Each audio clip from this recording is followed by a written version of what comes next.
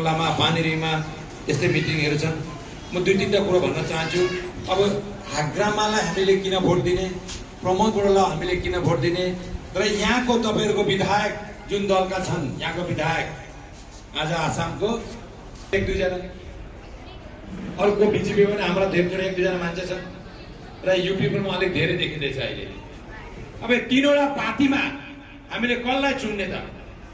हामीले ट्र्याक्टरलाई चुन्ने कि फुललाई चुन्ने कि हलोलाई चुन्ने?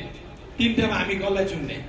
बीटीआर को নিজৰ দলৰ এজেণ্ডা বুলি, কিন্তু আমি বিচাৰো বা আমি ভাবিছো এই বিটিচিটো আমাৰ চতাল হয়, বিটিটো আমাৰ চতাল হয়। এই চতালত বসবাস কৰা 26টা জনগোষ্ঠী, ইয়াত আদিবাসী কক, গোৰ্খাই কক, বেঙ্গলী কক, ৰাজবংশী কক, হিন্দীভাষীয়ে কক, বড়োৱে কক, ৰাভা, গাৰো, কছাৰী, যিমান চৰণীয়া যিমান জাতি জনগোষ্ঠী আছে তেখেতসকল সকলো এটাই কথা বিচাৰিছে, এইটো আমাৰ চতাল হয়। গতিকে এই চতালক নেতৃত্ব দিব পৰা, বিটিআৰক নেতৃত্ব দিব পৰা আমাৰ এজনে নেতা আছে, আৰু এই নেতাটো হ'ল প্ৰমোদ বড়ো ডাঙৰীয়া। গতিকে প্ৰমোদ বড়ো ডাঙৰীয়াৰ যি দল আছে, প্ৰমোদ বড়ো ডাঙৰীয়া নেতৃত্ব দিয়া যি দল আছে ইউপিপিএ দল, আজি সেই ইউপিপিএ দলত জাতি জনগোষ্ঠী ধৰ্ম বৰ্ণ নিৰ্বিশেষে সকলোৱে ওলাই আহি এই দলত কাম কৰিছে। গতিকে এই দলক সমৰ্থন দি এই দলৰ এইবাৰ অকলে চৰকাৰ, মেজিক নাম্বাৰটো অকলে যিমান মানে চৰকাৰ বনোৱাৰ কাৰণে যিমান আমাক তাৰিখত লাগে, এই তাৰিখটো যাতে সকলো ইউপিপিএ দলে জিকি আহে তাৰ কাৰণে মানে আমাৰ জনগোষ্ঠীয় মানে সংগঠনে কাম কৰি আছে, আৰু জনগোষ্ঠীয় নেতাসকলে আমাক সমৰ্থন দিছে আৰু ৰাইজে আমাক সমৰ্থন দিছে। গতিকে মই ক'ব বিচাৰো, আজি যিমান দল ইয়াত নাহক কিয় বা বিপিএফে যিমান দাম্বালি মাৰি কথা নকওঁ কিয়,